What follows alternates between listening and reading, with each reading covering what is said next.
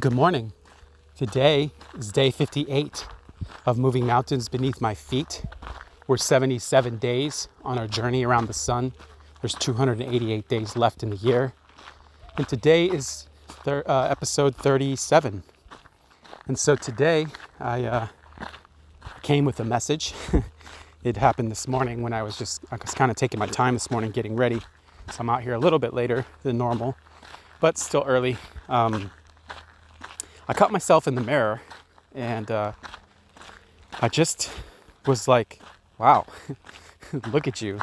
Like, I'm really proud of the transformation that I've been making in my journey, not just, emotionally, but like being able to look at myself and be proud of myself, to look at myself with love and be like, wow, like, look at you, like, look at what you're doing. Look at all that you've accomplished. Look how far you've come in such a short time. Look at how your body's changing. Look at how you're taking care of yourself. Look at how you're loving yourself. Look at how fucking beautiful you are. And this experience is one that I don't think is common for a lot of people. And I don't think it wasn't common for me for a long time. Right? There was moments where I could look at myself and be like, yeah, you're doing good. But there was always this underlying, like, I want to say disappointment or inadequacy or, something that you would look at yourself in such a critical way. And I think of the way that I look at my partner, someone that I love, my children, my daughters, anyone else, and how I can look at them and admire all that they are, right? Everybody has flaws. Everybody has their things. But you choose and you see the beautiful parts of them. You see the most beautiful parts of them. You choose to see what you love about them, what you like about them, what you admire about them, right? And you can really express that sense of, wow, look at how beautiful this person is. Look at how beautiful this child is. Look at that smile. Look at those eyes. We can do that externally, but can we do that internally? Can we do that for ourselves?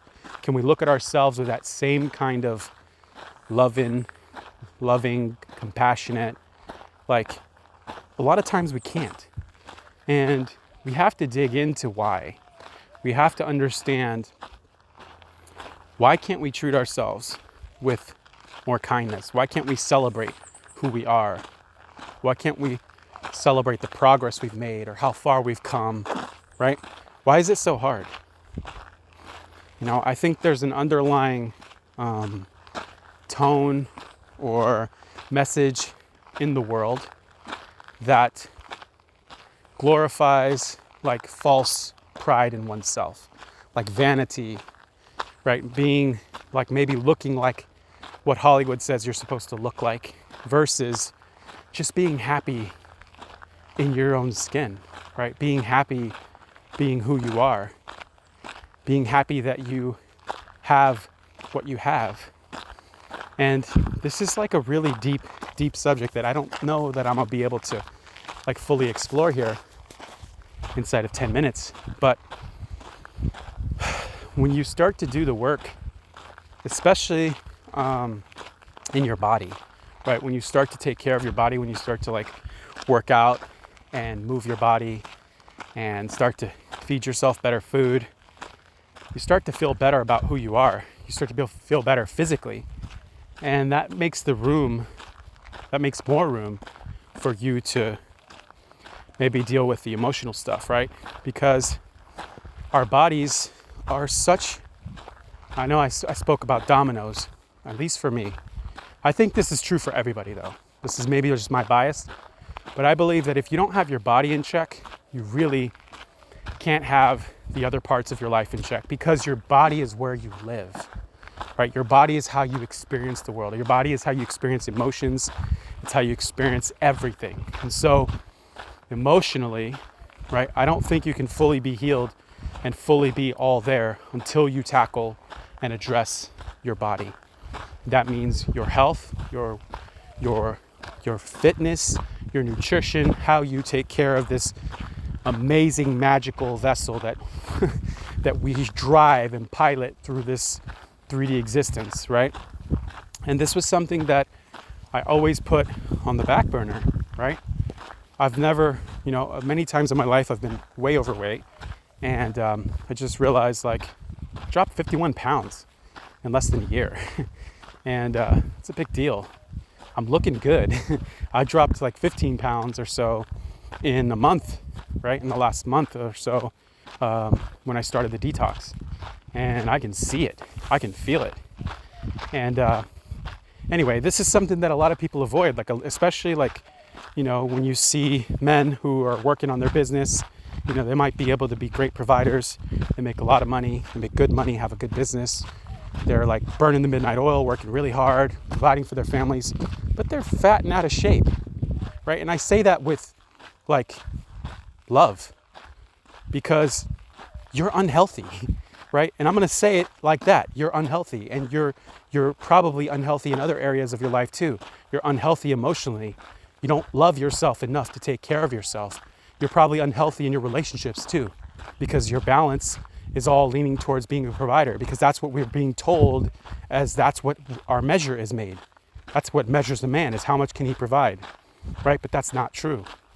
I'm after, right, for me personally, I'm after having it all.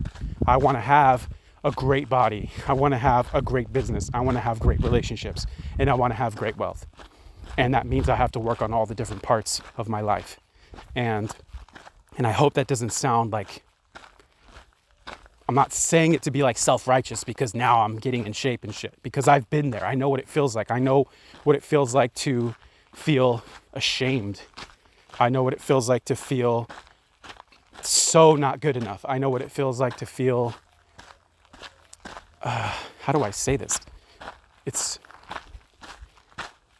unhappy with who you are. Like, you don't want to look in the mirror because you don't love the person in the mirror, and you know that.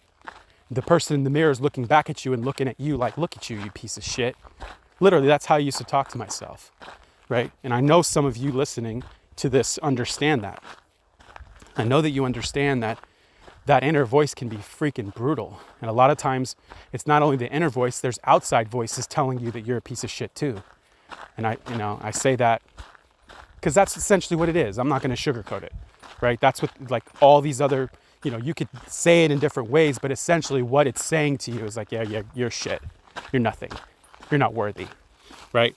And to have this moment today where I felt love and joy and happiness and pride in the person looking back at me and smiling at this fucking man that is beautiful, that is powerful, that is growing, that is making progress, that isn't where he wants to be exactly, but he's not where he used to be, fucking fills me with so much inner peace and like joy and happiness, and gives me something to, it gives me energy, right? To move through my day in a different way. And I'm going to wrap this up here with this. I'm on this detox, and the detox has started to get really hard for me. I've started to really question, like, why the hell am I doing this? I want pizza. I want, Chick-fil-A. I want these things. And I realized today, right, I have messed up several times on this cleanse. And I noticed that every time it was because I went hungry. Didn't do what my coach told me to do. Was don't go hungry, eat every 2 hours. If I don't follow the rules or the protocol, then I find myself in a bad spot where I have to give in. And I'm human, right? But in understanding, she told me, my coach told me, she said, reach for your why. And I was like, well, why what? Why am I doing, like, why is right, right? But today I think I figured out what my why is. And it's like, because I love myself, because I love the person in the mirror, and I love myself enough to take care of myself and to heal myself of all the damage that I've done with these toxic things that I've put in my body for all my life, that I love myself to do this for long enough to give myself a chance to heal. And so that's helping me to reshape or reform how I'm thinking about, the foods that I'm not wanting to put in my body. It's like I look at a salad and I'm like, oh, I don't want a fucking salad again. But now I'm going to say, and I'm going to look at it like, you know what? I love myself enough to feed myself this vibrant food because it's going to make me feel better and I'm healing myself.